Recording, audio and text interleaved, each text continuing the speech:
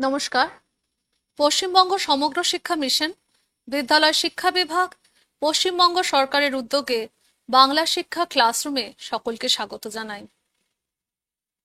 আমি শ্রীমতী স্বাতী ভৌমিক, বেহালা হাই স্কুলের ইতিহাস বিষয়ের সহশিক্ষিকা। প্রিয় ছাত্রছাত্রীরা, আজকে আমি তোমাদের দশম শ্রেণীর ইতিহাস বিষয়ে দ্বিতীয় অধ্যায় সংস্কার, বৈশিষ্ট্য ও পর্যালোচনার চতুর্থ পর্ব 19 শতকে বাংলায় সমাজ সংস্কার নিয়ে আলোচনা করব। এসো আমরা এবার সরাসরি বিষয়ে প্রবেশ করি। 19 শতকে বাংলায় ধর্ম সংস্কার। ধর্মীয় গোঁড়ামি তৎকালীন সমাজ ব্যবস্থায় পৌত্তলিকতা, ধর্মীয় আড়ম্বর এবং ধর্মকে কেন্দ্র করে জাতিভেদ প্রথা, গোঁড়ামি, অস্পৃশ্যতা প্রভৃতি সমগ্র ভারতবর্ষ তথা ভারতবাসীর মননে ছড়িয়ে পড়েছিল। প্রয়োজন ছিল সংস্কারের। সেই ধর্ম সংস্কার আন্দোলনের সূচনা হয়েছিল 19 শতকের প্রথমার্ধে। সূচনা হচ্ছে ব্রাহ্ম সমাজের হাত ধরে। প্রথমেই আমরা পড়ব তাই ব্রাহ্ম আন্দোলন, বিবর্তন এবং তার বিভাজন। তারপরে বিজয়কৃষ্ণ গোস্বামী সম্পর্কে জানব, রামকৃষ্ণদেবের সর্বধর্ম সমন্বয়ের আদর্শ, স্বামী বিবেকানন্দের ধর্ম সংস্কারের অভিমুখ নব্য বেদান্ত, লালন ফকির বাংলার নবজাগরণের চরিত্র ও পর্যালোচনা, 19 শতকের বাংলায় নবজাগরণ ধারণার ব্যবহার বিষয়ক বিতর্ক, বাংলার নবজাগরণের চরিত্র বিশ্লেষণ এবং সবশেষে 19 শতকে বাংলায় নবজাগরণ আদৌ হয়েছিল কিনা সেই সম্পর্কে যে বিতর্ক রয়েছে তা নিয়ে আলোচনা করব। 19 শতকে বাংলায় যে সকল ধর্ম সংগঠন গড়ে উঠেছিল তাদের নাম, স্থান, প্রতিষ্ঠাকাল এবং প্রতিষ্ঠাতা রয়েছে। আলোচ্য সময় সারণী থেকে আমরা দেখতে পাই ধর্ম সংগঠন হিসেবে 1815 খ্রিস্টাব্দে আত্মীয় সভা কলকাতায় প্রতিষ্ঠিত করছেন রাজা রামমোহন রায়। পরবর্তীকালে 1828 খ্রিস্টাব্দে একেশ্বরবাদ প্রচার এবং তার পাশাপাশি উদার ধর্মীয় সংস্কারের উদ্দেশ্যে ব্রাহ্ম সভা প্রতিষ্ঠিত হচ্ছে 1828 খ্রিস্টাব্দে, প্রতিষ্ঠা করছেন রাজা রামমোহন রায় কলকাতায়। তারপরে আসছে ব্রাহ্ম সমাজ। এই ব্রাহ্ম সভায় 1830 খ্রিস্টাব্দে নাম পরিবর্তন করে হয় ব্রাহ্ম সমাজ। 1830 খ্রিস্টাব্দে কলকাতায় রাজা রামমোহন রায় এই ব্রাহ্ম সমাজ প্রতিষ্ঠা করেন। 1830 খ্রিস্টাব্দে ধর্মসভা রাধাকান্ত দেব কলকাতায় প্রতিষ্ঠা করেন এবং 1839 খ্রিস্টাব্দে তত্ত্ববোধিনী সভা কলকাতায় প্রতিষ্ঠিত হয় দেবেন্দ্রনাথ ঠাকুরের উদ্যোগে। পরবর্তী সময়ে 1866 খ্রিস্টাব্দে কেশবচন্দ্র সেন কলকাতায় ভারতবর্ষীয় ব্রাহ্ম সমাজ, 1866 খ্রিস্টাব্দে দেবেন্দ্রনাথ ঠাকুর কলকাতায় আদি ব্রাহ্ম সমাজ, 1878 খ্রিস্টাব্দে আনন্দমোহন বসু, শিবনাথ শাস্ত্রী প্রমুখের উদ্যোগে কলকাতায় সাধারণ ব্রাহ্ম সমাজ এবং 1880 খ্রিস্টাব্দে কেশবচন্দ্র সেন প্রতিষ্ঠা করেন কলকাতায় নববিধান ব্রাহ্ম সমাজ। 1897 খ্রিস্টাব্দে স্বামী বিবেকানন্দ বেলুড়ে প্রতিষ্ঠা করেন রামকৃষ্ণ মিশন। এই যে ধর্ম সংগঠনগুলো সম্পর্কে আমরা জানলাম, সেই ধর্ম সংগঠনগুলির প্রধান উদ্দেশ্যই ছিল পঙ্কিল, কুসংস্কারে নিমজ্জিত, অন্ধবিশ্বাসে পরিপূর্ণ, ধর্মীয় গোঁড়ামিতে জর্জরিত ভারতীয় ধর্ম সংগঠনকে তার যে আধুনিক রূপ দেয়া এবং আমাদের যে প্রাচীন গৌরব রয়েছে তাকে গৌরবান্বিত করে তোলা। হিন্দু সমাজের মধ্যে থেকেই তার ঐতিহ্যের পুনর্জাগরণ ঘটানো। এইভাবেই 19 শতকে সূচনা হয়েছিল নবজাগরণের, যা সমাজ সংস্কার, শিক্ষা সংস্কারের পাশাপাশি ধর্মীয় ক্ষেত্রেও তার প্রভাব বিস্তার করেছিল। এবার আমরা দেখে নেব ব্রাহ্ম সমাজের বিভাজন কিভাবে হয়েছিল। আমরা দেখলাম যে 1828 খ্রিস্টাব্দে রাজা রামমোহন রায় তিনি ব্রাহ্ম সভা প্রতিষ্ঠা করেছিলেন কলকাতায়, এবং 1830 খ্রিস্টাব্দে এই ব্রাহ্ম সভা ব্রাহ্ম সমাজ নাম নেয়। রামমোহন রায় এটি প্রতিষ্ঠা করেছিলেন এবং 1843 খ্রিস্টাব্দে দেবেন্দ্রনাথ ঠাকুর এই ব্রাহ্ম সমাজে যোগদান করেন এবং তিনি এই ব্রাহ্ম সমাজের যে আন্দোলন তাকে এগিয়ে নিয়ে যেতে সমর্থ হন। এরপর আমরা দেখতে পারি যে দেবেন্দ্রনাথ ঠাকুরের সমকালীন সময়ে অসাধারণ বাগ্মী হিসেবে ব্রাহ্ম সমাজে যোগদান করেছিলেন কেশবচন্দ্র সেন। তার ব্যক্তিত্ব, তার জনসাধারণকে আকর্ষণ করার যে মৌখিক অভিব্যক্তি, সর্বোপরি তার বক্তৃতা শুনে দেবেন্দ্রনাথ তাকে ব্রাহ্ম সমাজের নেতৃত্বে আসীন করেন এবং তাকে আচার্য পদে নিযুক্ত করেন। কিন্তু পরবর্তী সময়ে দেবেন্দ্রনাথের সঙ্গে কেশবচন্দ্রের মতবিরোধ ঘটে এবং কেশবচন্দ্র সেনকে দেবেন্দ্রনাথ ঠাকুর ব্রাহ্ম সমাজ থেকে বিতাড়িত করেন। কেশবচন্দ্র সেন ব্রাহ্ম সমাজ থেকে বিতাড়িত হন। তিনি এবং তার যে তরুণ সদস্যরা ছিলেন ব্রাহ্ম সমাজের, তারা বেরিয়ে এসে তৈরি করেন 1866 খ্রিস্টাব্দে ভারতবর্ষীয় ব্রাহ্ম সমাজ। দেবেন্দ্রনাথ ঠাকুর তৈরি করেন ওই একই বছরে আদি ব্রাহ্ম সমাজ। পরবর্তী সময় কেশবচন্দ্র সেনের সঙ্গে সংঘাত বাধে তৎকালীন তরুণ ব্রাহ্মদের। শিবনাথ শাস্ত্রী, বিজয়কৃষ্ণ গোস্বামী, আনন্দমোহন বসু প্রমুখ ভারতবর্ষীয় ব্রাহ্ম সমাজ থেকে বেরিয়ে এসে প্রতিষ্ঠা করেন 1878 খ্রিস্টাব্দে সাধারণ ব্রাহ্ম সমাজ। কেশবচন্দ্র সেন 1880 সালে নববিধান ঘোষণা করেন এবং নববিধান প্রতিষ্ঠা করেন। এইভাবেই আমরা দেখতে পাই যে ব্রাহ্ম সমাজ তার বিভাজনের মাধ্যমে ধীরে ধীরে কিন্তু তার যে ধর্মীয় সামাজিক আন্দোলন ছিল সেগুলো থেকে সরে আসতে থাকে এবং ভবিষ্যতে তার যে গতিপথ সেটা সীমিত হয়ে পড়ে। কেশবচন্দ্র সেন, তার জন্ম 1838 খ্রিস্টাব্দে এবং মৃত্যু 1884 খ্রিস্টাব্দে। তিনি ব্রাহ্ম সমাজে যোগদান করেছিলেন 1858 খ্রিস্টাব্দে। একটু আগে বললাম যে তিনি ছিলেন অসাধারণ বাগ্মী এবং তার ব্যক্তিত্ব দেখে 1862 খ্রিস্টাব্দে মহর্ষি দেবেন্দ্রনাথ ঠাকুর তাকে ব্রহ্মানন্দ উপাধিতে ভূষিত করেন এবং তিনি হয়ে ওঠেন শুধু নেতৃত্বদানই নন, তিনি ব্রাহ্ম সমাজের আচার্য পদে নিয়োজিত হন। এইভাবে আস্তে আস্তে কেশবচন্দ্র সেনের নেতৃত্বে সমগ্র বাংলায় ব্রাহ্ম সমাজ তার আন্দোলন পরিচালিত করতে থাকে। একদিকে সামাজিক অস্পৃশ্যতা, জাতিভেদ প্রথা, পর্দা প্রথা, মদ্যপান প্রভৃতির বিরুদ্ধে এবং বিধবা বিবাহ, অসবর্ণ বিবাহ, স্ত্রী শিক্ষার প্রসার প্রভৃতির সপক্ষে তিনি প্রচার চালাতে থাকেন এবং শুধু বাংলাতেই নয়, তার বাইরে ভারতের বিভিন্ন রাজ্যে তার এই সমাজ সংস্কার আন্দোলনকে তিনি শক্তিশালী করে তোলেন। এইখানে আমরা বম্বেতে প্রার্থনা সমাজের কথা বলতে পারি, যারা কেশবচন্দ্র সেনের দ্বারা প্রভাবিত হয়েছিলেন এবং তারাও কেশবচন্দ্রের অনুগামী হিসেবেই বিধবা বিবাহ, অসবর্ণ বিবাহ, জাতিভেদ প্রথার বিরোধিতা করেছিল।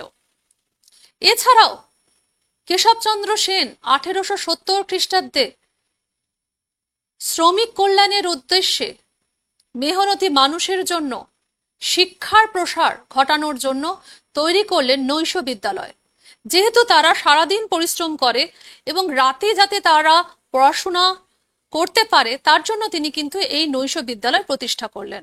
1888 খ্রিস্টাব্দে মেয়েদের জন্য কলকাতায় তৈরি করলেন ভিক্টোরিয়া কলেজ।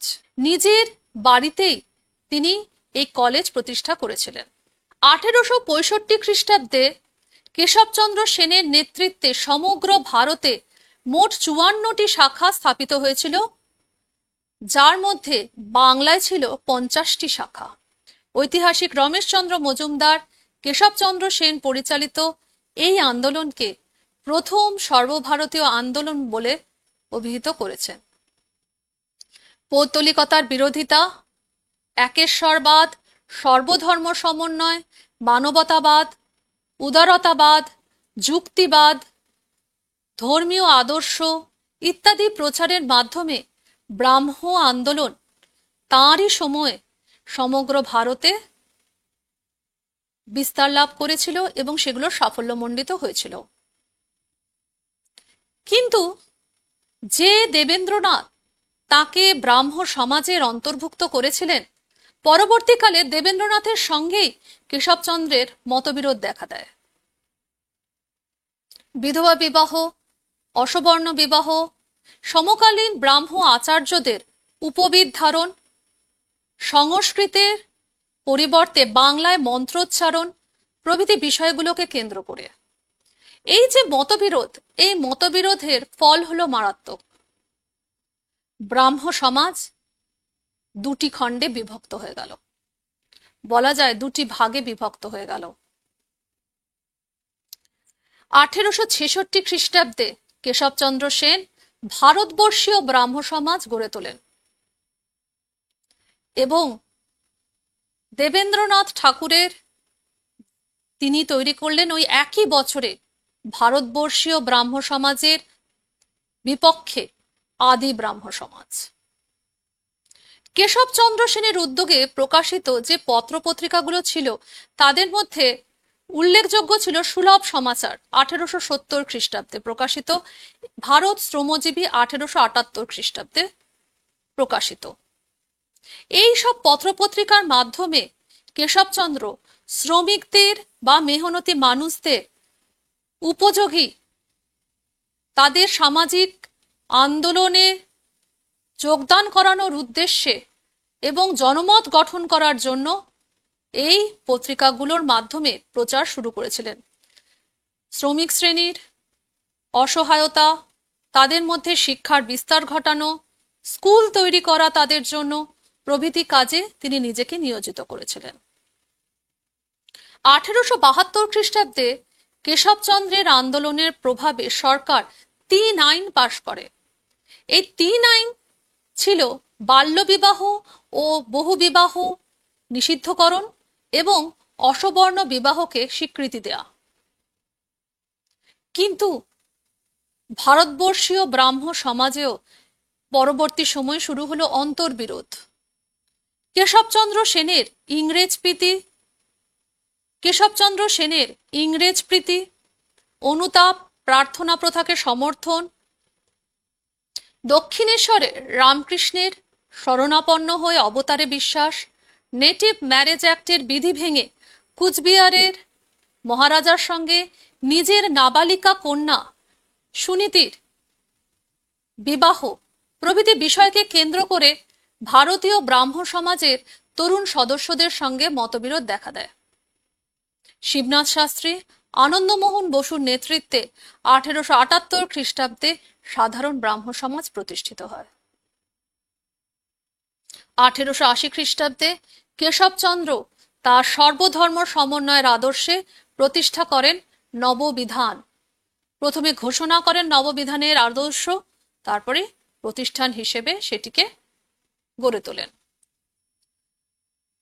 যে ব্রাহ্ম সমাজ রাজা রামমোহন রায় প্রতিষ্ঠা করেছিলেন, পরবর্তীকালে সেটি প্রায় 4টি ভাগে বিভক্ত হয়ে যায়। আদি ব্রাহ্ম সমাজ, ভারতবর্ষীয় ব্রাহ্ম সমাজ, সাধারণ ব্রাহ্ম সমাজ এবং নববিধান।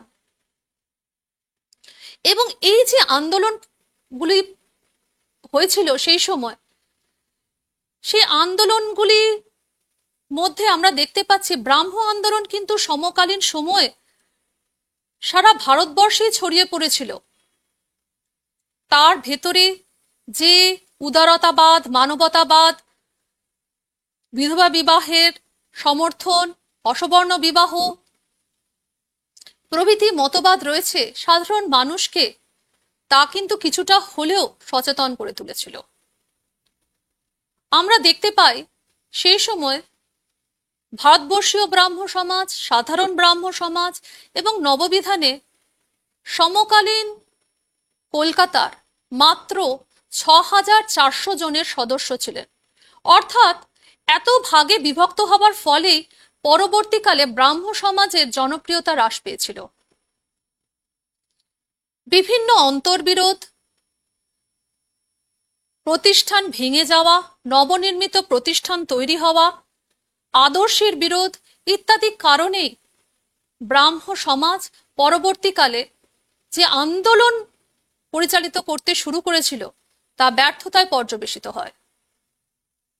কিন্তু জনপ্রিয়তা হ্রাস পেলেও এবং পরবর্তী সময় কলকাতা কেন্দ্রিক এই আন্দোলন সংগঠিত হলেও আমরা বলতে পারি যে এই ব্রাহ্ম সমাজ যে আন্দোলনের সূচনা করেছিল তা ছিল ভারতীয় যে ধর্মীয় আন্দোলন তার সূত্রপাত।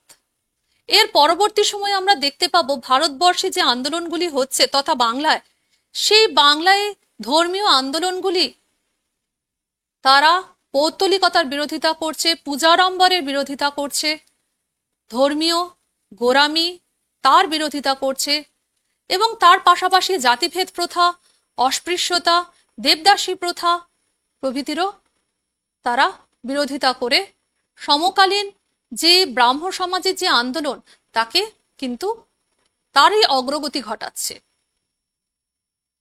এরপর আমরা চলে আসব পরবর্তী আলোচ্য বিষয় বিজয়কৃষ্ণ গোস্বামী। এই বিজয়কৃষ্ণ গোস্বামী তিনিও কিন্তু ব্রাহ্ম সমাজেরই অন্তর্ভুক্ত ছিলেন এবং পরবর্তীকালে ব্রাহ্ম সমাজ থেকে বিতাড়িত হয়েছিলেন। সে সম্পর্কে আমরা পরে জানবো। আগে জেনে নিই, তার জন্ম হয়েছে 1841 খ্রিস্টাব্দে নদিয়া জেলার দহকুল গ্রামে। মৃত্যু হয়েছে 1899 খ্রিস্টাব্দে পুরীতে।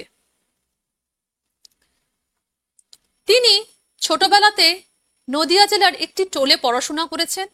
পরবর্তী সময় 1859 খ্রিস্টাব্দে তিনি কলকাতায় আসেন এবং সংস্কৃত কলেজে ভর্তি হন। 1860-61 খ্রিস্টাব্দে কেশবচন্দ্র সেনের হাত ধরেই তিনি কিন্তু ব্রাহ্ম ধর্মে দীক্ষিত হন।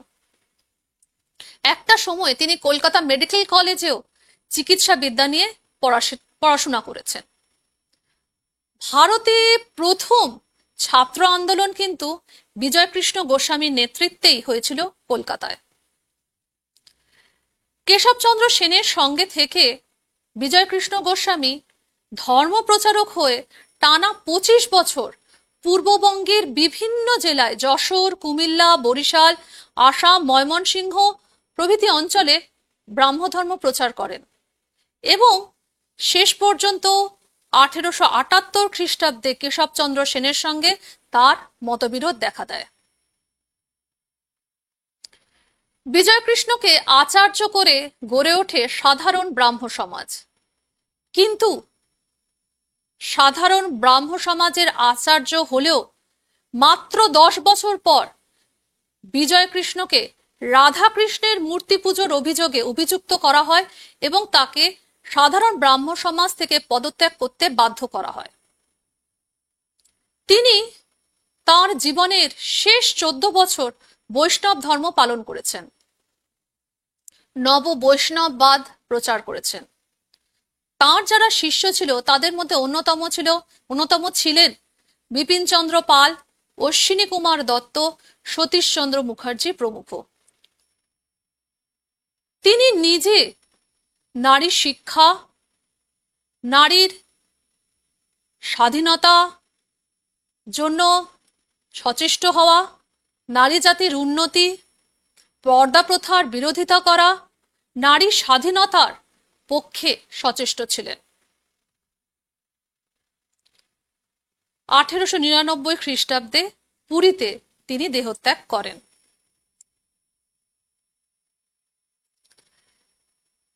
এরপরে আমরা সরাসরি চলে আসবো শ্রী রামকৃষ্ণ দেবের 1836 খ্রিস্টাব্দে জন্ম এবং 1886 খ্রিস্টাব্দে মৃত্যু, তার সর্বধর্ম সমন্বয়ের আদর্শ।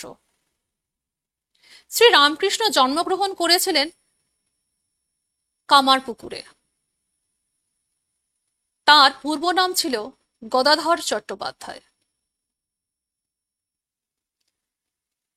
ঊনবিংশ শতকের সূচনাতে যখন আমরা দেখতে পাচ্ছি বিভিন্ন সমাজ সংস্কারক আন্দোলন শুরু হচ্ছে, বিশেষ করে ব্রাহ্ম সমাজ সমূহের যে আন্দোলন হয়েছে তার পাশাপাশি বিভিন্ন সমাজ সংস্কারক সংগঠন যেমন নববঙ্গ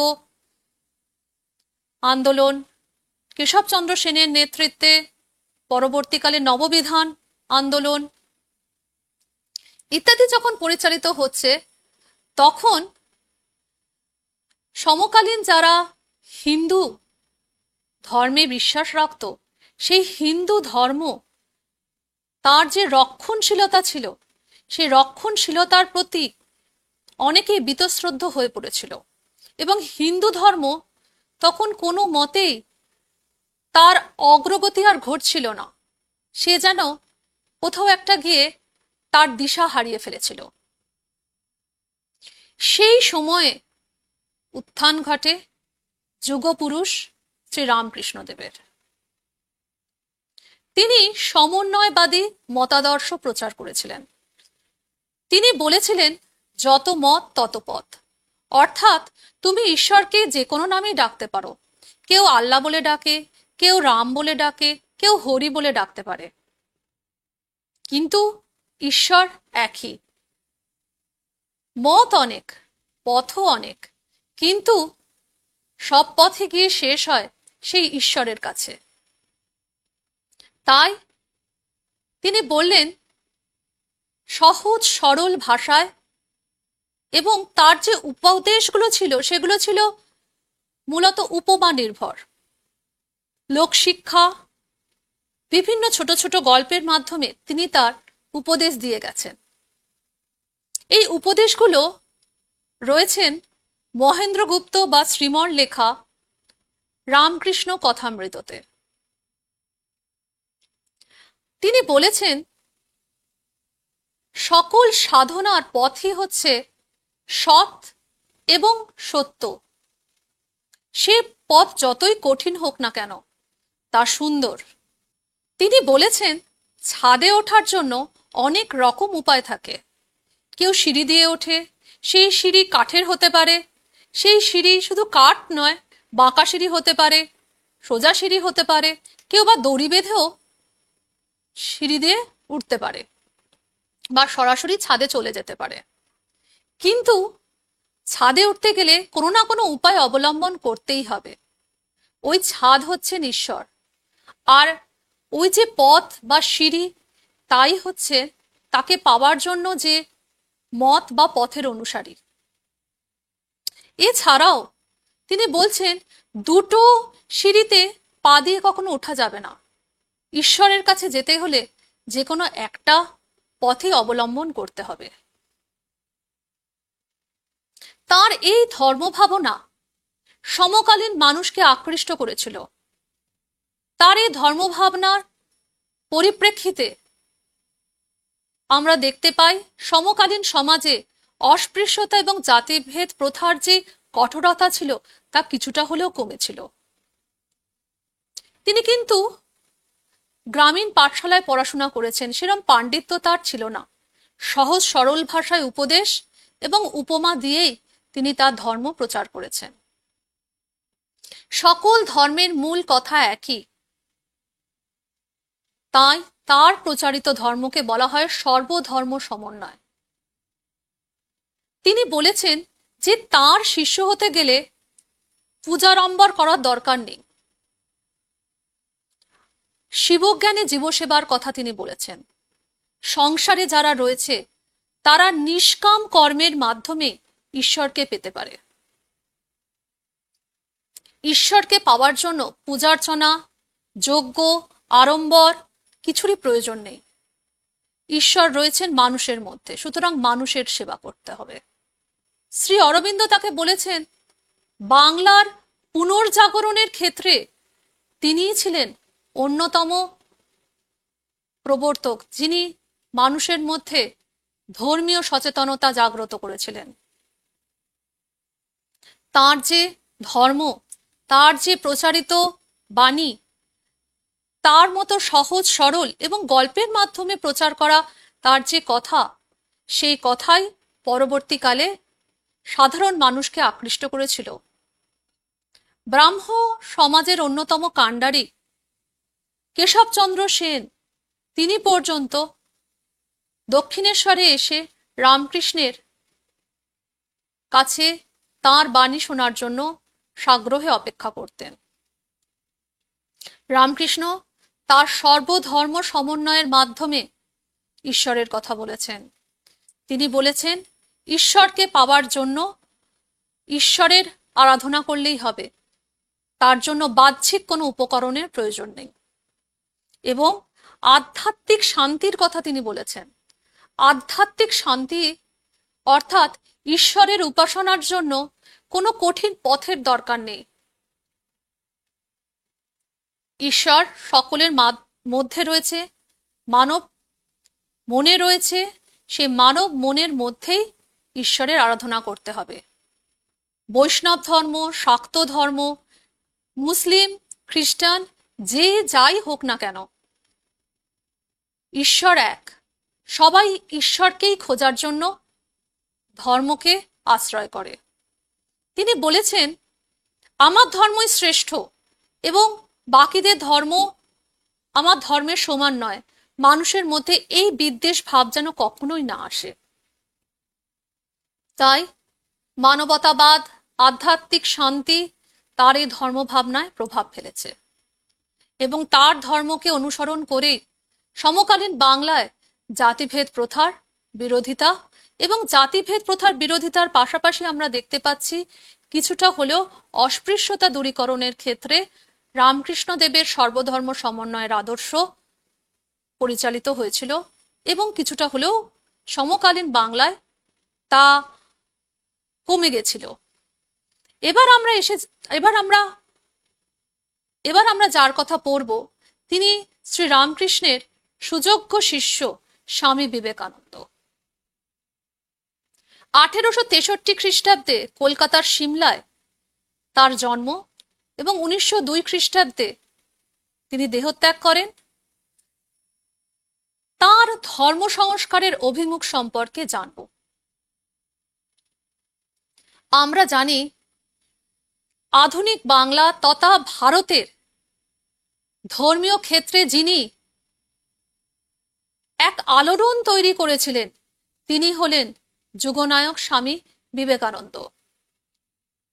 শ্রী রামকৃষ্ণের শিষ্য তো তিনি ছিলেনই, তাছাড়াও ব্যক্তিগত জীবনে দুঃখ, দুর্দশা, দারিদ্র্য তিনি চাক্ষুষ করেছিলেন। এর পাশাপাশি তিনি সমগ্র ভারত পরিক্রমা করেছেন।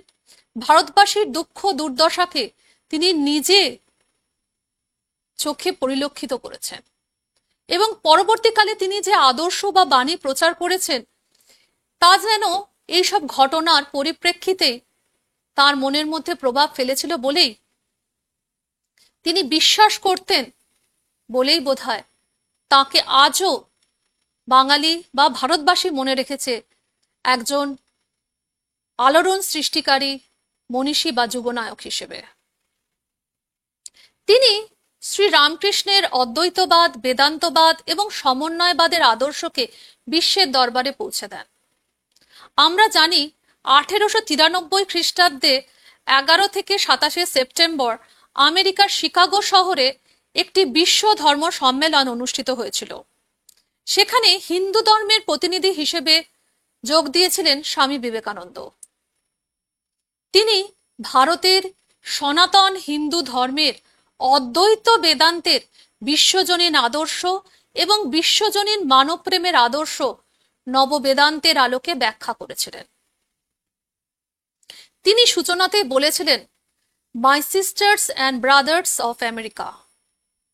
এই সম্বোধন আমেরিকাবাসী তারা অবাক হয়ে গেছিল এই সম্বোধন শুনে, যে ভারত থেকে আসা একজন সন্ন্যাসী তাদেরকে নিজের ভাই এবং বোন বলে সম্বোধন করছেন। তারা উঠে দাঁড়িয়ে প্রায় কয়েক মিনিট ধরে তাকে হাততালি দিয়ে সম্বর্ধিত করেছিলেন। স্বামী বিবেকানন্দ তিনি তার ধর্মচিন্তাকে নিছক পূজা অর্চনা, ঈশ্বর ভক্তির মধ্যে সীমাবদ্ধ রাখেননি। তিনি ভারতের পরাধীনতা দেখেছেন, লিখেছেন বর্তমান ভারত, যে বইয়ের মাধ্যমে বিপ্লবীদের মধ্যে সঞ্চারিত হয়েছিল জাতীয়তাবোধ।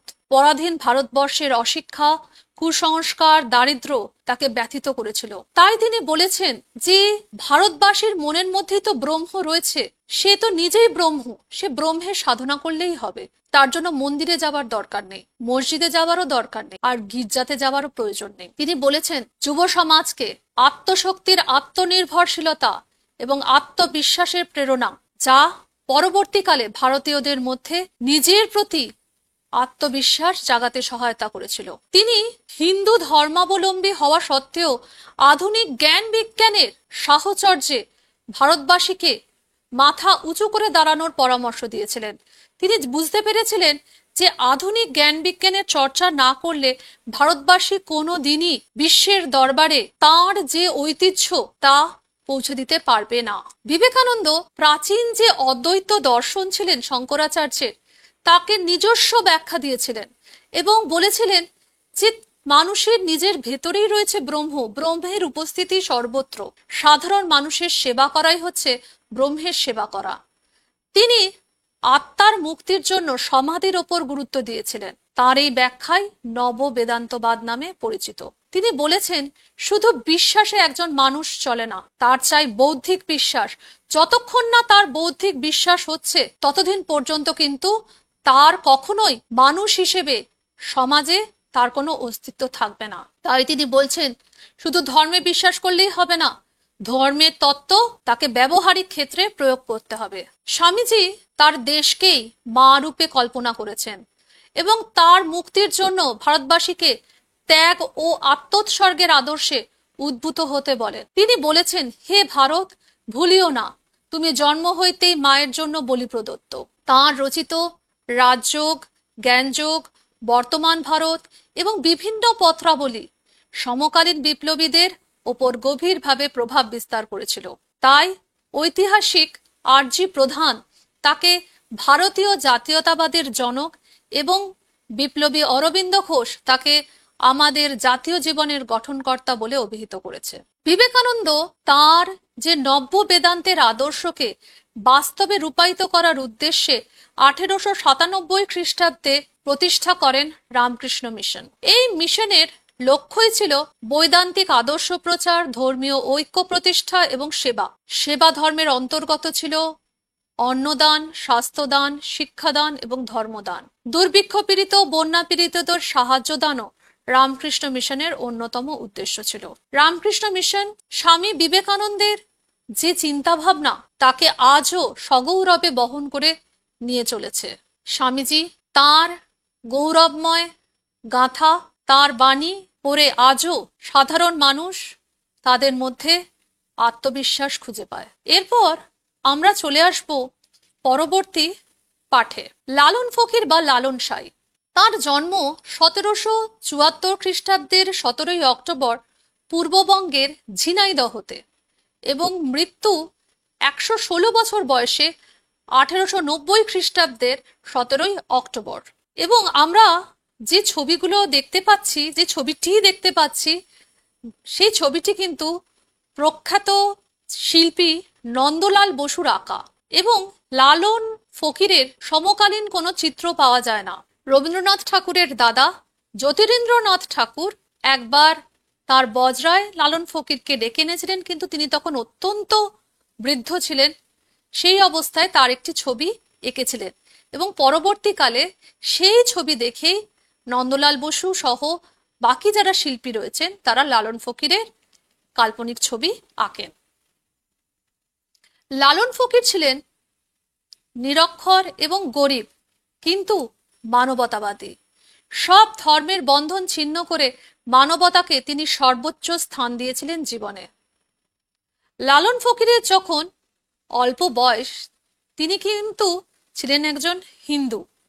তীর্থ করতে যখন যাচ্ছিলেন, তখন তিনি ভয়ঙ্কর বসন্ত রোগে আক্রান্ত হন এবং তার বসন্ত রোগে আক্রান্ত হওয়া দেখে তার সঙ্গে যে তীর্থযাত্রীরা ছিল, তিনি মৃত ভেবে তাকে ফেলে রেখেই চলে যান। তখন এক মুসলিম দম্পতি বলম শাহ এবং তার স্ত্রী মতিজান তাকে সেবা শুশ্রূষা করে সুস্থ করে তোলেন। লালন ফকির সিরাজ সাই নামক বাউল গুরুর কাছে দীক্ষা নেন এবং বাউল সাধনা করে তিনি বাউল গানকে জনপ্রিয় করে তোলেন। তিনি সব ধর্মের বন্ধন ছিন্ন করে মানবতাকে সর্বোচ্চ স্থান দিয়েছেন জীবনে। প্রবাসী পত্রিকায় তাঁর জীবনীকার বসন্ত কুমার পাল লিখেছেন যে তিনিও জানেন না যে লালন সাঁই ঠিক কোন সম্প্রদায়ের মানুষ। তিনি বাউল গানের মাধ্যমে সমাজে জাত পাত এবং ইংরেজদের যে জাতি বিদ্বেষের তীব্র বিরোধিতা করেন। তার বেশিরভাগ গানই হারিয়ে গেছে। অনুমান করা হয় তিনি সমকালীন সময়ে প্রায় 10,000টি গান রচনা করেন। তার মধ্যে কয়েকটি উল্লেখযোগ্য গান: সব লোকে কয় লালন কি জাত সংসারে, মিলন হবে কতদিনে আমার মনের মানুষেরই সনে, আমি কোথায় পাবো তারে, আমার মনের মানুষ জেরে। লালন ফকিরের যে ধর্মীয় ভাবনা, তা ছিল কিন্তু হিন্দু, মুসলিম, জৈন ভাবাদর্শের সংমিশ্রণ। রবীন্দ্রনাথ ঠাকুর লালনের গান এবং দর্শনের দ্বারা এতটাই প্রভাবিত হয়েছিলেন যে তিনি সেই গান অনুসরণ করে পরবর্তীকালে প্রচুর গান রচনা করেন। বহু হিন্দু মুসলমান তার শিষ্যত্ব গ্রহণ করেন এবং বাউল গানের উপজীব্য বিষয় ছিল প্রেম। সেই প্রেমের মাধ্যমেই সর্বধর্ম সমন্বয়ের বাণী লালন ফকির তার বাউল গানের মাধ্যমে প্রচার করেছিলেন।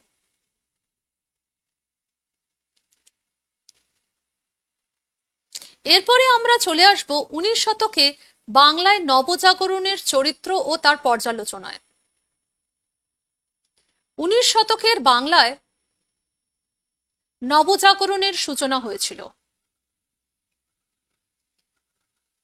আমরা জানি নবজাগরণ বা রেনেসা সূচনা হয়েছিল ইউরোপের ইতালির ফ্লোরেন্সে। সেলজুক তুর্কিরা যখন কনস্ট্যান্টিনোপেলের পতন ঘটায় 1453 খ্রিস্টাব্দে, কনস্ট্যান্টিনোপেলের যারা পণ্ডিত, প্রগতিশীল, উদারনৈতিক এবং যুক্তিবাদী চিন্তাধারার মানুষ ছিলেন, তারা তাদের সমগ্র পুঁথিপত্র নিয়ে চলে এসেছিলেন ফ্লোরেন্সে এবং সূচনা করেছিলেন নবজাগরণ বা রেনেসার। বাংলাতেও নবজাগরণের সূচনা হচ্ছে। ব্রিটিশরা ভারতবর্ষে আসার পর ইংরেজি শিক্ষার প্রসারের পাশাপাশি জ্ঞান বিজ্ঞানের প্রসার এবং প্রভূত সাহিত্যের বিকাশ, সমাজ সংস্কার, ধর্মীয় সংস্কার, শিক্ষা সংস্কারের মাধ্যমে বাংলাতে প্রথম সূচনা হচ্ছে নবজাগরণের। ঐতিহাসিকদের মতে প্রাচ্য এবং পাশ্চাত্যবাদী আদর্শের সংঘাতের ফলেই বাংলার নবজাগরণের প্রধানতম ভিত্তি প্রস্তুত হয়েছিল। প্রাচ্যবাদী যারা ছিলেন, তারা চেয়েছিলেন যে হিন্দু ধর্মের পুনরুজ্জীবন ঘটুক এবং সংস্কৃতই থাকুক প্রধান ভাষা। কিন্তু পাশ্চাত্যবাদী যারা ছিলেন, তারা চেয়েছিলেন আধুনিক শিক্ষার প্রসার ঘটাতে গেলে ইংরেজি শিক্ষার প্রসার ঘটাতেই হবে। সুতরাং ইংরেজি শিক্ষার প্রসার ঘটিয়ে জ্ঞান বিজ্ঞান চর্চার মাধ্যমে নবজাগরণের সূত্রপাত ঘটানোই ছিল 19 শতকে বাংলার নবজাগরণের চরিত্রের অন্যতম বৈশিষ্ট্য। মানবতাবাদ, যুক্তিবাদ, দর্শন, পাশ্চাত্য জ্ঞান বিজ্ঞান চর্চা, ধর্মীয় উদারতা, সমাজ সংস্কার, বাংলা ভাষা এবং আধুনিক সাহিত্যের অগ্রগতি, বিভিন্ন সভা সমিতি প্রতিষ্ঠা, সংবাদপত্র প্রকাশ ইত্যাদি ছিল বাংলার নবজাগরণের অন্যতম অবদান। এই নবজাগরণ যে ঘটেছিল তাতে উল্লেখযোগ্য ভূমিকা নিয়েছিলেন রাজা রামমোহন রায়, ঈশ্বরচন্দ্র বিদ্যাসাগর, কেশবচন্দ্র সেন, দেবেন্দ্রনাথ ঠাকুর প্রমুখ।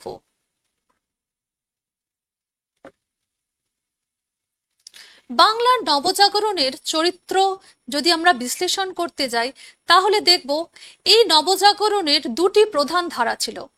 একটা ধারা হচ্ছে প্রাচ্য পুনরুজ্জীবনবাদী ধারা, যারা বিশ্বাস করত যে প্রাচ্য পুনরুজ্জীবনবাদী ধারা হচ্ছে হিন্দু ধর্মের মধ্যেই নিমজ্জিত, অর্থাৎ হিন্দু ধর্মের পুনরুজ্জীবন ঘটানো, ঐতিহ্যের মধ্যেই আধুনিকতাকে খুঁজে পাওয়া।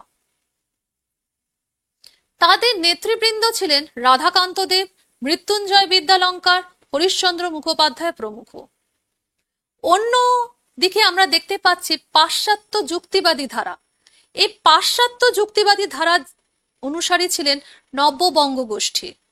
তারা চেয়েছিল সম্পূর্ণভাবে ইংরেজি শিক্ষার বিস্তার হোক, পাশ্চাত্য জ্ঞান বিজ্ঞানের চর্চা হোক, আধুনিক শিক্ষার বিস্তারের প্রভাবে ভারতীয় সমাজ এবং সংস্কৃতিতে নবজাগরণ আসুক।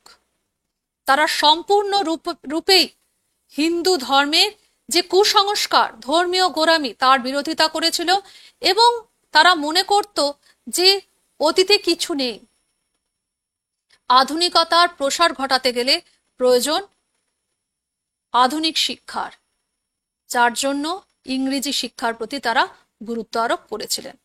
এছাড়া এই প্রাচ্য এবং পাশ্চাত্য দুটি ধারার মধ্যে মাঝামাঝি একটি ধারা ছিল, যেটিকে সমন্বয়বাদী ধারা বলা হয়। রাজা রামমোহন রায় এবং ঈশ্বরচন্দ্র বিদ্যাসাগরকে বলা হয়।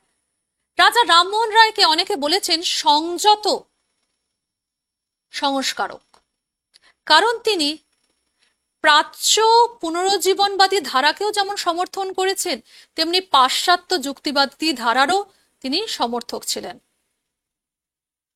তিনি একদিকে চাইছেন ইংরেজি শিক্ষার বিস্তার হোক, তার জন্য তিনি লর্ড আমহার্স্টকে চিঠি লিখছেন যাতে পাশ্চাত্য শিক্ষার বিস্তারে 1 লক্ষ টাকা ব্যয় করা হয়।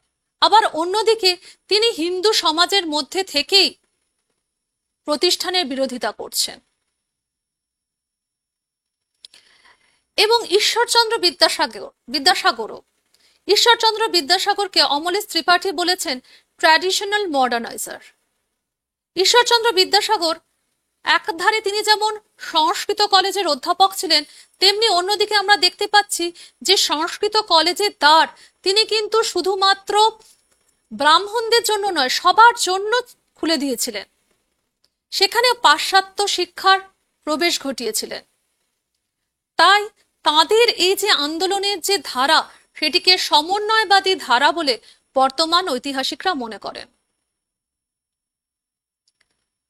19 শতকে যে নবজাগরণ হয়েছিল তার প্রাণকেন্দ্র ছিল মূলত কলকাতা, কারণ কলকাতাকে কেন্দ্র করে এই যে নবজাগরণ আন্দোলন, সেটা পরবর্তী সময় বাংলা এবং পরবর্তী সময় বাংলা ছাড়াও ভারতের সর্বত্র ছড়িয়ে পড়েছিল। তবে সর্বত্র ছড়িয়ে পড়লেও এই আন্দোলনে কিন্তু গ্রামীণ মানুষরা কোনো রকম ভাবেই কোনো সুযোগ সুবিধা পায়নি। সমাজ সংস্কার আন্দোলনের ক্ষেত্রে চিরস্থায়ী বন্দোবস্তের প্রভাবে কৃষক সম্প্রদায়ের যে কঠিন অবস্থা সম্মুখীন হয়েছিল এবং কুটির শিল্পের ধ্বংসের ফলে শিল্পীরা যে তাদের পুরনো সব কুটির শিল্প ধ্বংস করতে উদ্যোগী হয়েছিল ব্রিটিশরা, তাদের বিরুদ্ধে কিন্তু কোনো কথা বলেনি এই তৎকালীন বঙ্গ সমাজ, যারা নবজাগরণের অনুসারী ছিলেন। একদিকে কুটির শিল্প ধ্বংস হয়ে যাচ্ছে, অন্যদিকে চিরস্থায়ী বন্দোবস্তের ফলে কৃষকদের অবস্থা হয়ে উঠছে শোচনীয়। কিন্তু তৎকালীন প্রগতিশীল যারা উদারনৈতিক চিন্তাভাবনার অনুসারী ছিলেন, সেই নবজাগরণের যারা অনুসারী ছিল, তারা কিন্তু কখনোই সেই গ্রামীণ মানুষদের সপক্ষে কোনো কথা বলেনি। তাই অনিল শীল এই বাংলার নবজাগরণকে বলছেন এলিটিস্ট আন্দোলন। অর্থাৎ এই আন্দোলন শুধু পাশ্চাত্য শিক্ষায় শিক্ষিত প্রগতিশীল নাগরিক সমাজের মধ্যেই সীমাবদ্ধ ছিল এবং তারা বিশ্বাস করত যে বাংলায় ব্রিটিশ শাসনই হচ্ছে উপযুক্ত। ব্রিটিশ শাসন আছে বলেই এই ধর্মীয় গোঁড়ামি পৌত্তলিকতা থেকে ভারতীয়রা একদিন ঠিক বেরিয়ে আসতে পারবে। তার জন্য ব্রিটিশদের প্রয়োজন ভারতবর্ষে এবং আধুনিক শিক্ষার বিস্তারে ব্রিটিশদের গুরুত্বপূর্ণ ভূমিকার কথাও কিন্তু তারা স্বীকার করেছে। বাংলার নবজাগরণ প্রকৃতপক্ষে হিন্দু জাগরণবাদে পর্যবেসিত হয়। রাধাকান্ত দেব, মৃত্যুঞ্জয় বিদ্যালঙ্কার এরা ছিল হিন্দু জাগরণবাদী। তাদের যে কার্যকলাপ, সেখানে আমরা দেখতে পাচ্ছি যে তারা হিন্দু শাস্ত্রের মধ্যে থেকেই, অর্থাৎ অতীতের থেকে ভবিষ্যতের দিকে এগিয়ে যেতে চেয়েছে। তাদের কার্যকলাপে হিন্দু জাগরণবাদের ছায়া দেখতে পাওয়া যায়। রামমোহন রায়, বিদ্যাসাগর তারাও কিন্তু যে আন্দোলনগুলো পরিচালিত করছেন, সেই আন্দোলনগুলোর প্রধান ভিত্তি হচ্ছে হিন্দু শাস্ত্র। রামমোহন রায় মনু সংহিতা, বিদ্যাসাগর পরবর্তী সময় যখন বিধবা বিবাহ আন্দোলন করছেন, তিনি পরাশর সংহিতা থেকে উদ্ধৃতি নিয়ে সমাজ পরিবর্তনের ডাক দিচ্ছেন। সুতরাং বাংলার নবজাগরণের যে চরিত্র, সেই চরিত্রকে আমরা বিশ্লেষণ করতে পারি এই তিনটি ধারার মাধ্যমে। একটা হচ্ছে প্রাচ্য পুনরুজ্জীবনবাদী ধারা, দুই হচ্ছে পাশ্চাত্য যুক্তিবাদী ধারা, এবং সর্বোপরি দুটি ধারার মধ্যে যারা মিলন ঘটিয়েছেন সেই সমন্বয়বাদী ধারা, যেটা আমি আগেই আলোচনা করেছি। এবার আসবো 19 শতকে বাংলায় সত্যই নবজাগরণ হয়েছিল কিনা তা নিয়ে কি বিতর্ক আছে তা দেখব।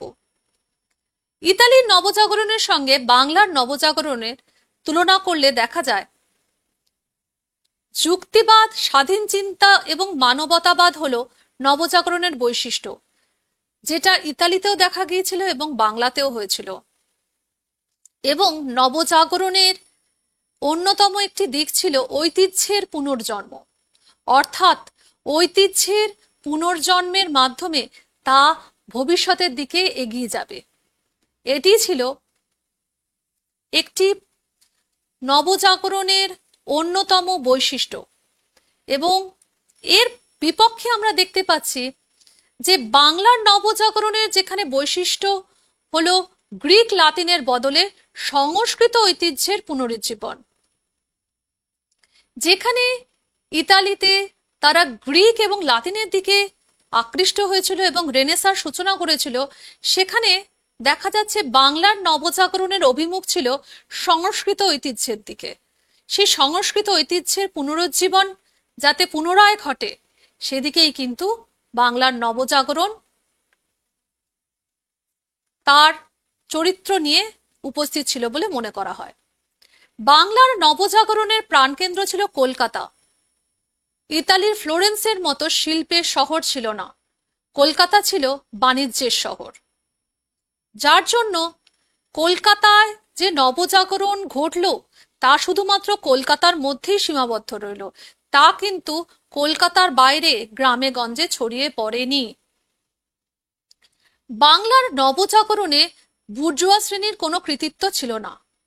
প্রথম দিকে কিছু ব্যবসাদার, ধনী দেওয়ান, জমিদার, মধ্যবিত্ত ডেপুটি কালেক্টর, ম্যাজিস্ট্রেট, আমলা, উকিল, ডাক্তার, শিক্ষক, সাংবাদিক এরাই বাংলার নবজাগরণকে এগিয়ে নিয়ে যেতে সাহায্য করেছিল।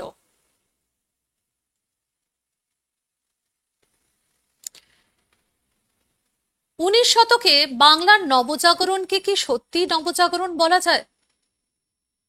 ঐতিহাসিক যদুনাথ সরকার তার পক্ষে যুক্তি দিচ্ছেন। তিনি তার বিখ্যাত বই হিস্ট্রি অব বেঙ্গল বইতে লিখেছেন যে 19 শতকে বাংলার বৌদ্ধিক অগ্রগতিকে নবজাগরণ অবশ্যই বলা যায়।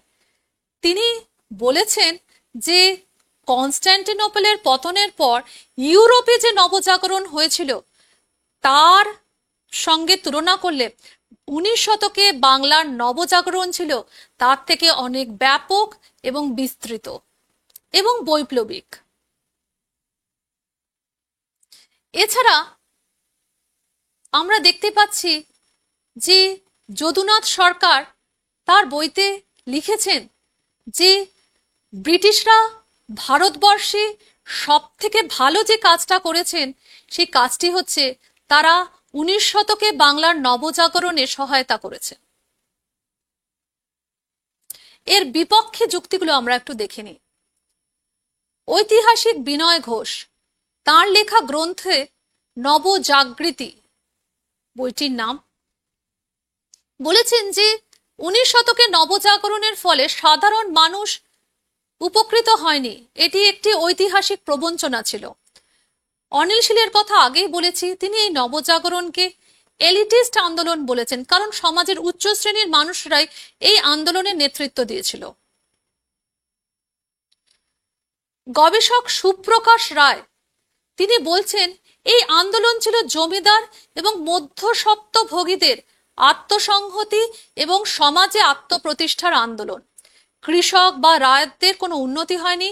বাংলার জাগরণ আন্দোলন ইউরোপীয় নবজাগরণ আন্দোলনের ছিল ঠিক বিপরীত। ঐতিহাসিক অমলেশ ত্রিপাঠী বলেছেন ইটালি এবং বাংলার যে নবজাগরণ আন্দোলনের যে প্রেক্ষাপট ছিল সেটা ছিল সম্পূর্ণ পৃথক। ডক্টর বরুণ দে, সুমিত সরকার প্রমুখ ঐতিহাসিকরা 19 শতকে বাংলার বৌদ্ধিক অগ্রগতিকে নবজাগরণ বলে স্বীকার করেন না। ঐতিহাসিক সুশোভন সরকারও বাংলার নবজাগরণকে ইতালীয় রেনেসার সঙ্গে তুলনা করতে চাননি। সেন্সাস কমিশনার অশোক মিত্র 1951 খ্রিস্টাব্দে প্রিন্সেস রিপোর্টে এটিকে তথাকথিত নবজাগরণ বলে অভিহিত করেছেন। অর্থাৎ বাংলার এই নবজাগরণকে নিয়ে ঐতিহাসিকদের মধ্যে মতবিরোধ রয়েছে। কিন্তু এর পাশাপাশি আমরা দেখে নেব যে সমকালীন যে প্রথাগুলো ছিল, যে ধর্মীয় গোঁড়ামি ছিল, জাতিভেদ প্রথা, অস্পৃশ্যতা, এই যে সমসাময়িক যে প্রথাগুলো ভারতবর্ষের সমাজ জীবন, ধর্মজীবন, শিক্ষা ব্যবস্থাকে একদম শেষ করে দিচ্ছিল, সেখানে কিন্তু বাংলার এই নবজাগরণ বা নবচেতনার উন্মেষ, ধীরে ধীরে যুক্তিবাদের প্রসার হচ্ছে, উদার নীতিবাদ, প্রগতিশীলবাদ এবং সমাজ সংস্কার হচ্ছে প্রভৃতির মাধ্যমে আমরা দেখতে পাচ্ছি যে বাংলায় ধীরে ধীরে হলেও কিন্তু সাধারণ মানুষের মধ্যেও নবজাগরণের যে একটা গঠনমূলক চিন্তা ভাবনা তার কিন্তু প্রতিফলন দেখতে পাওয়া যাচ্ছে। 19 শতকে বাংলার নবজাগরণের কয়েকটি সীমাবদ্ধতা রয়েছে।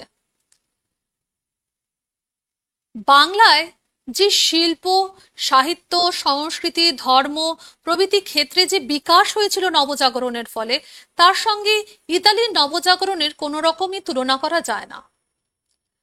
বাংলার নবজাগরণ হয়েছিল সম্পূর্ণ কলকাতা কেন্দ্রিক, এবং বলা উচিত যে শুধু কলকাতা কেন্দ্রিক বটে, কারণ এটি সমগ্র ভারতবর্ষে তো ছড়িয়ে পড়েইনি, এবং বাংলারও গ্রামে গঞ্জে কিন্তু সাধারণ মানুষরা সুবিধা ভোগ করতে পারেনি। এবং এটি ছিল হিন্দু পুনরুজ্জীবনবাদী একটি আন্দোলন, এবং হিন্দু সমাজকে কেন্দ্র করে এই আন্দোলন প্রতিফলিত হয়েছিল। নবজাগরণের যারা প্রবক্তা ছিলেন তারা অধিকাংশই ছিলেন পাশ্চাত্য শিক্ষায় শিক্ষিত মধ্যবিত্ত শ্রেণী, এবং চিরস্থায়ী বন্দোবস্তের ফলে 1793 খ্রিস্টাব্দে লর্ড কর্নওয়ালিস চিরস্থায়ী বন্দোবস্ত প্রবর্তন করেছিলেন বাংলা, বিহার, উড়িষ্যায়। তার ফলে সৃষ্ট নতুন জমিদার শ্রেণী তারা এই নবজাগরণের প্রবক্তা ছিলেন। ফলে নবজাগরণের প্রবক্তারা কখনোই ব্রিটিশ শাসনের বিরোধিতা করেনি, কারণ চিরস্থায়ী বন্দোবস্তের ফলে কৃষকদের যে অবস্থা হয়েছিল, তাদের অবস্থা সীমাহীন দারিদ্র্যের মধ্যে নিমজ্জিত হয়েছিল, কুটির শিল্প ধ্বংস হয়ে গিয়েছিল। স্বাভাবিকভাবেই যারা নবজাগরণের প্রবক্তা তারা কিন্তু সাধারণ মানুষ বা গ্রামাঞ্চলের মানুষের কথা কিন্তু তুলে ধরেনি। এছাড়া ফ্লোরেন্সে আমরা যেমন দেখতে পাই ইটালিতে, সেখানে স্থাপত্য ভাস্কর্য তারও শিল্পের বিকাশ ঘটছে। ভারতবর্ষে কিন্তু স্থাপত্য এবং ভাস্কর্য ছিল অবহেলিত। বাংলায় প্রচলিত সামাজিক কাঠামোর কোনো পরিবর্তন আনতে পারেনি এই নবজাগরণ। তাহলে কি নবজাগরণ ব্যর্থ হয়েছিল? সীমাবদ্ধতা সত্ত্বেও নবজাগরণ কিন্তু সমকালীন বাংলা তথা ভারতবর্ষে এক আশার বাণী শুনিয়েছিল। এই আশার বাণী পরবর্তী সময় আমরা দেখতে পাই বাংলাকে সমকালীন ভারতবর্ষে অন্যতম অগ্রগতিময় একটা সময়ের মধ্যে দিয়ে নিয়ে গেছে। যেই সময়টাকে আমরা বলতে পারি যে বলা হতো যে বাংলা আজ যেটা ভাবছে কালকে সেটা পুরো দেশ ভাবছে, তার সূচনা বোধহয় হয়েছিল এই 19 শতকে বাংলার নবজাগরণের হাত ধরে। এবং বাংলার নবজাগরণ শুধুমাত্র বাংলাতেই হয়নি, সেটি ক্রমে সমগ্র দেশে ছড়িয়ে পড়েছিল। দক্ষিণে বীরসালিঙ্গমের নেতৃত্বে আমরা দেখতে পাই মহারাষ্ট্রে কার্ভে, জ্যোতিবা ফুলে এবং প্রার্থনা সমাজের নেতৃত্বে প্রতিষ্ঠিত হয়েছিল। নবজাগরণ ছিল এমন একটি আন্দোলন যে আন্দোলনের প্রভাবে সমগ্র বাংলায় নবচেতনার উন্মেষ ঘটেছিল। মানুষ জাতিভেদ প্রথা অস্পৃশ্যতা দূরীকরণে সচেষ্ট হয় এবং হিন্দু সমাজের পুনরুজ্জীবন ঘটে। পাশ্চাত্য শিক্ষার বিস্তার হয়, জ্ঞান বিজ্ঞান চর্চার সুযোগ ঘটে। সর্বোপরি বাংলার নবজাগরণ পরবর্তীকালে ভারতীয়দের মধ্যে জাতীয়তাবোধের বিকাশ ঘটিয়েছিল। আমার পড়ানো এখানেই শেষ। এবার আমরা দেখে নেব এই চ্যাপ্টার থেকে কি কি প্রশ্ন এসছে। প্রথমেই বহু বিকল্প ভিত্তিক প্রশ্ন, সঠিক উত্তরটি নির্বাচন করো।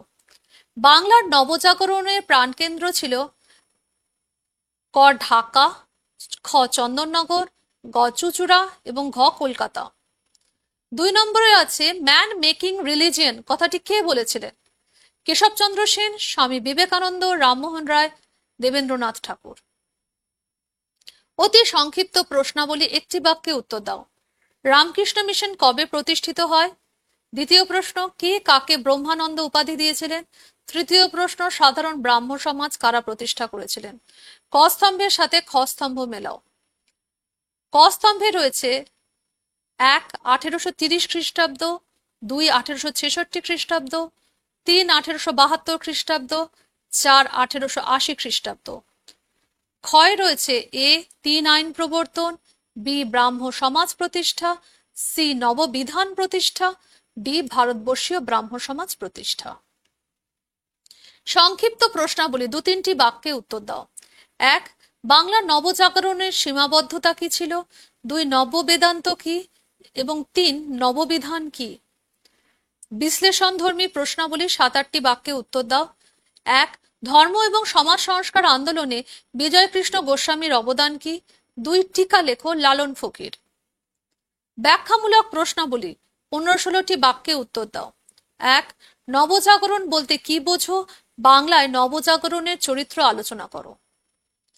2 শ্রী রামকৃষ্ণের সর্বধর্ম সমন্বয়ের আদর্শ কিরূপ ছিল? বিবেকানন্দের ধর্ম সংস্কারের অভিমুখ ব্যাখ্যা করো। 3 ব্রাহ্ম আন্দোলনের বিবর্তন ও বিভাজন সম্পর্কে আলোচনা করো। প্রশ্নগুলো তোমরা অবশ্যই বাড়িতে অনুশীলন করবে। বাংলার নবজাগরণ সম্পর্কে আরো বিস্তৃত পড়াশোনা করবে। প্রত্যেকে ভালো থাকবে। আজকের পর্ব আমি এখানেই শেষ করছি। নমস্কার।